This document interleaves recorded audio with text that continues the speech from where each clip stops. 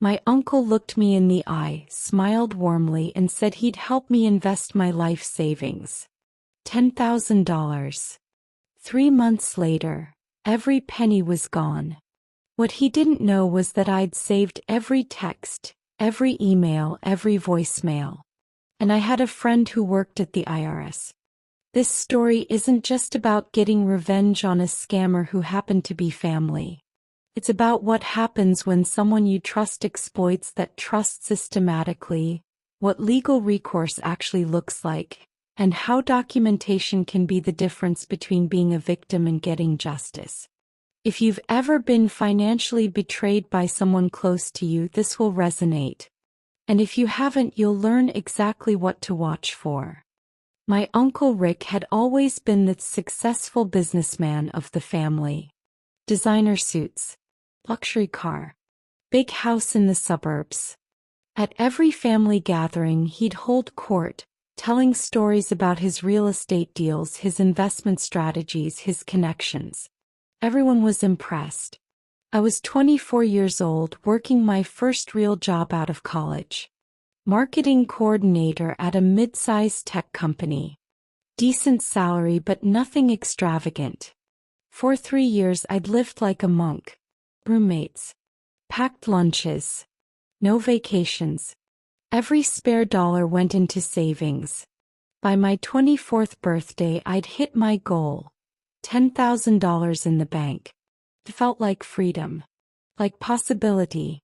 Like I could finally start building something. That's when Uncle Rick approached me at my mom's 50th birthday party. He pulled me aside, drink in hand, and his tone shifted from party mode to serious business. He told me he was putting together an investment opportunity. Real estate development. Ground floor. He said the returns would be substantial, that he was only offering it to family because he wanted to help us build wealth.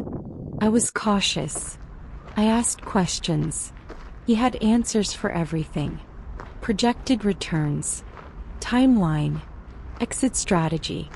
He showed me documents on his phone, glossy PDFs with charts and projections. He mentioned other family members who'd already invested and were seeing results.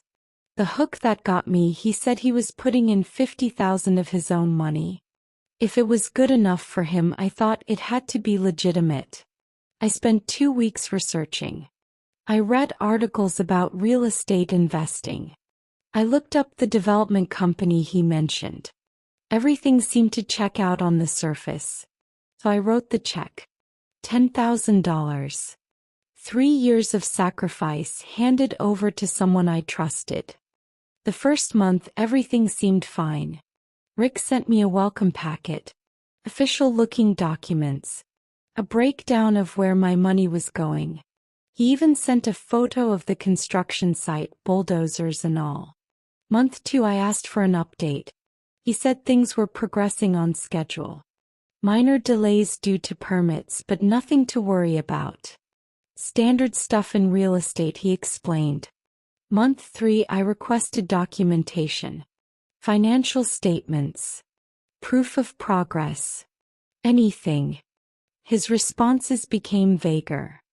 I'll get that to you next week. My accountant is compiling everything. You need to understand these things take time. Month 4 I couldn't reach him at all. Calls went to voicemail. Texts were read but not answered. When I finally got him on the phone, he was irritated. He told me I was being paranoid, that I clearly didn't understand how investments worked, that I needed to be patient.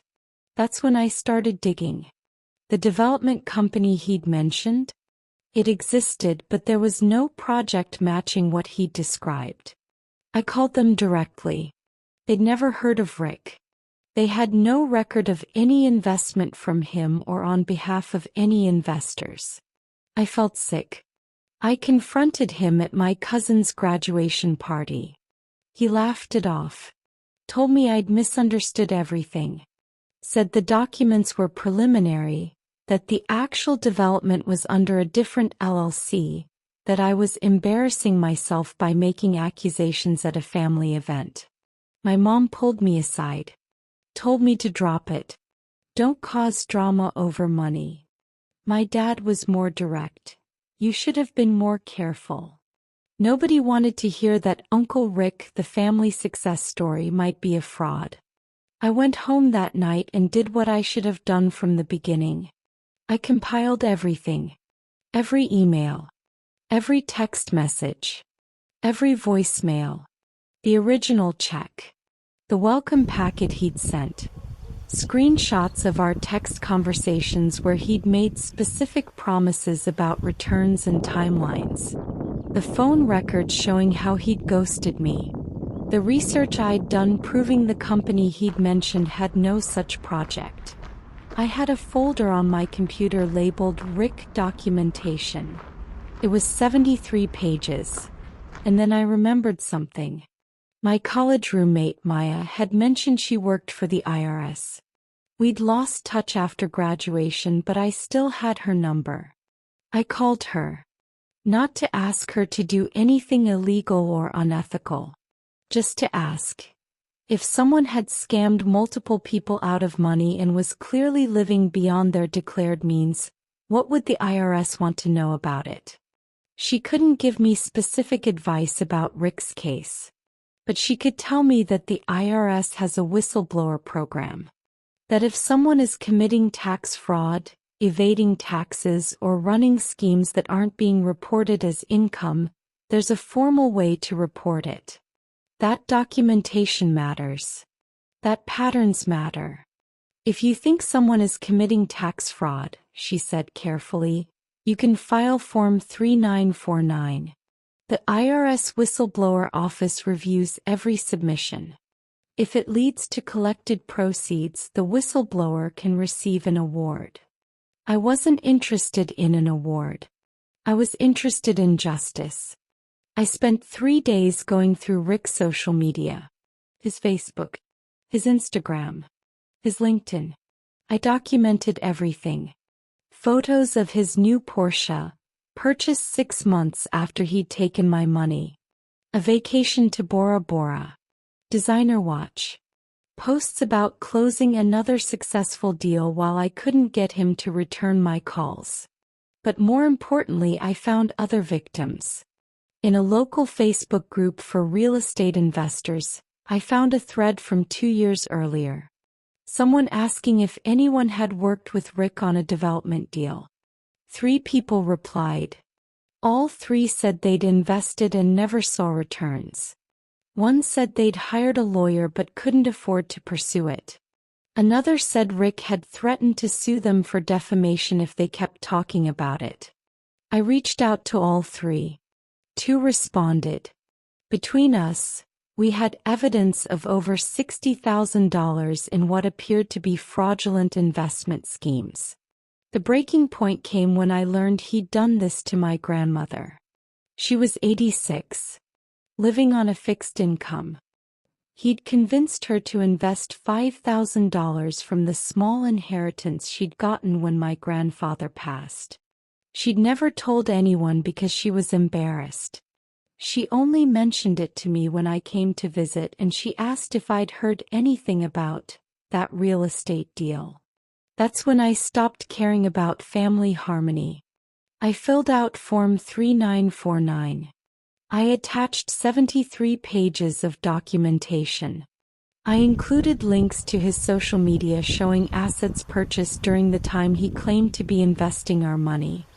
I provided contact information for the other victims who were willing to talk. I submitted it on a Tuesday night. For 3 months, nothing happened. I heard nothing from the IRS. Life continued. Rick kept posting about his success. My family kept pretending everything was fine. Then on a Thursday morning, Rick's wife called my mom in a panic. IRS agents had shown up at their door. They had a warrant. They were seizing records.